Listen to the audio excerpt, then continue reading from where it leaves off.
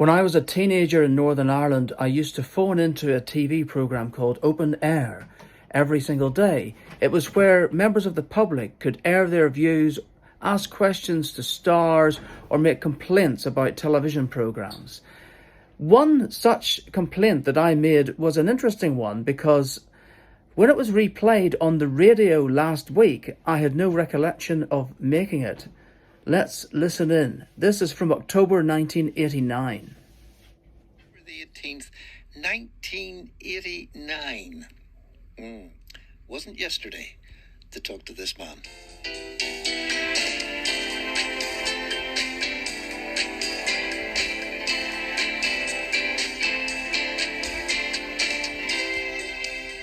Eamon, 27 minutes to transmission of the main part of the programme today.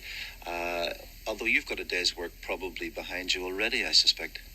Well, it's a fairly early start, but not too bad, John. I mean, you come in here about 7 o'clock in the morning, start preparing for the programme, whatever. We're first on air just after 9 o'clock, and then this one, the biggie. But then the day sort of snowballs because you've all sorts of production meetings and whatever, sussing out what's going to happen for the rest of the week and whatever.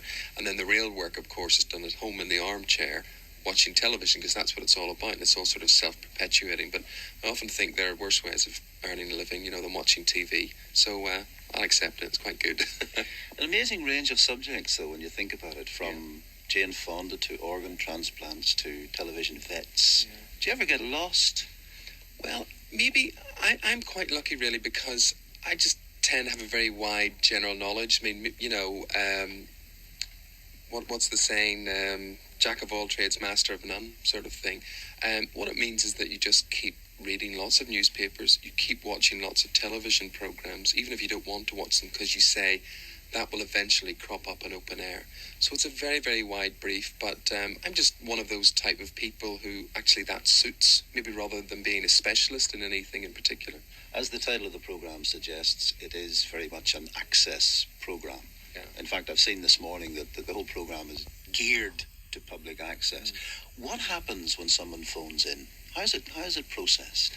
Well, we have a bank of answering machines. If the call ends up on the answering machine, I'll have to take this earpiece out because I'm being totally distracted as I talk to you.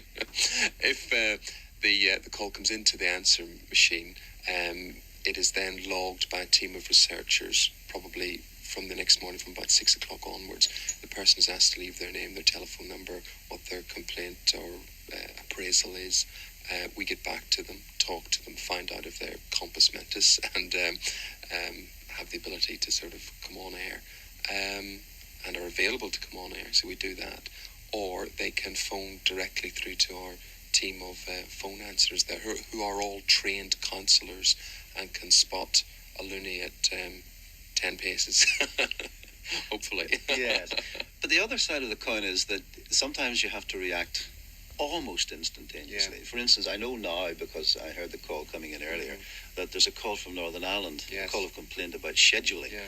And there's going to be an instant response to that, I believe.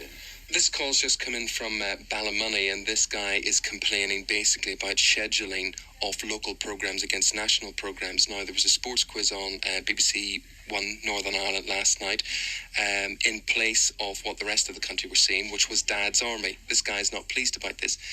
Now, this presents me with a classic dilemma. At the moment, we're trying to track down the controller of television for BBC Northern Ireland. And if we can manage to get him on the programme, I will have to put that viewer's point to him. But obviously, it's difficult for me because I understand the dilemma that the controller, Ian Kennedy, will have. He's got a remit to put out local programmes. The audience, though, I feel are becoming more and more sophisticated. They sense a difference. Now, we know in the business, maybe it's because programmes do not have the same budget. Obviously, they don't. And they're not filled with the same big star names. But this guy at home, he doesn't particularly understand that. He just wants to see star names, classy-looking programmes, and maybe this programme from BBC Northern Ireland looks slightly pale in comparison. It's a dilemma for me. I know the guy who presents the programme back in Northern Ireland. I can't criticise it too much. And Ian Kennedy himself is opting out of Sue Lawley for the new show that I'm going to do on Saturday night. So no doubt on Monday mornings I'll be dealing with complaints in open air about me and people missing Soololly or being put on at a later time. So it's a difficult one. I'll be interested to hear how you deal with that one, Mr. Holmes. I have a complaint to make about the BBC's treatment of evening viewing in Northern Ireland. To make way for a regional sports quiz, which is awful, Telly Addicts is taken off on Monday at 8 p.m. and put on Tuesday at 8 p.m, hence knocking the Super Dad's Army out of the picture. Although local programming is important to have, it shouldn't have to disrupt quality prime time shows. Oh, absolutely classic dilemma here, because anyone who lives in Scotland or Wales or whatever will obviously identify with what Marcus McCollum has to say there. Now, I have on the line Ian Kennedy, who is actually head of television for the BBC in Northern Ireland. Good morning to you, Ian. Good morning, Eamon. Ian, I mean, one can appreciate your dilemma here. You obviously have a remit to provide local programming, yes. Right? But here we have a viewer who is saying that this local programming is not as good as what the rest of the country is seeing on the network at that time. Can you appreciate what he's saying? Yes, I mean, I'm sorry he feels that way. We've developed our own local sports quiz program featuring local teams and local personalities.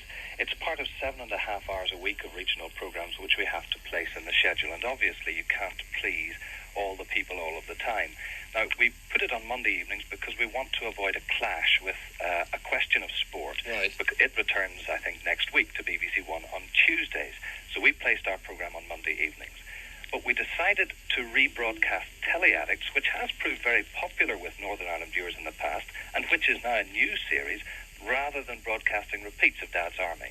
But what about the people who want to see the repeats of Dad's Army? Yes, we have received a number of complaints about this. Dad's Army is a much-loved programme. Consequently, I've made arrangements to broadcast the full series of Dad's Army, which we're currently replacing, starting in January. Ian Kennedy, you are the sort of man we want on this programme. There he is, a man who gets things done, listens to the viewers. So you'll have one happy customer in Marcus McCollum there anyway. Delighted. Okay, Delighted. Ian, thank you very much indeed for joining us today. Thanks, Eamon. Marcus, I hope you're a happy man. Thanks for phoning.